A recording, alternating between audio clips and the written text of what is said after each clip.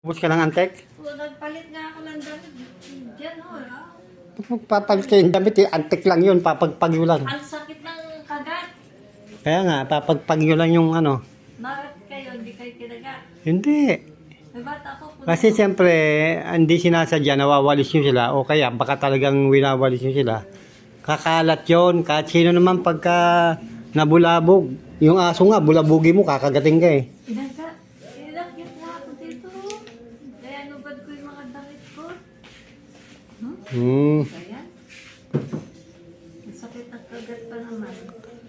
Pinalit yung damit pa naman, mainit yan. Tapos magpapalit siya naman kay mamaya niyan. Mainit yan eh. Mahilig ka. Yung t-shirt ko, daw puno ng antik eh.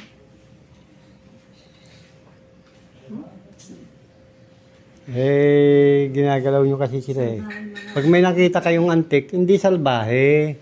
Pagka talaga na bulabog siya, winawalis nyo kasi sila eh. Kaya sasambulat yun. Hindi ko nakita. Akala ko dahil sa Oo. malamig wala sila. Hindi. Pagka umuulan lang sila, wala. Pagka walang ulan, kahit na malamig, nasa labas yun. Alam mo yung kagat nila, ganyan talaga Oo, oh. kinakagat. Naiiwan pa nga yung ulo nila pagka tinanggal ko eh. Oh. Oh. Siya akong antik ay siya akong daw na kinagat. Oh. Ano yung sinasabi ni Tatay Oni?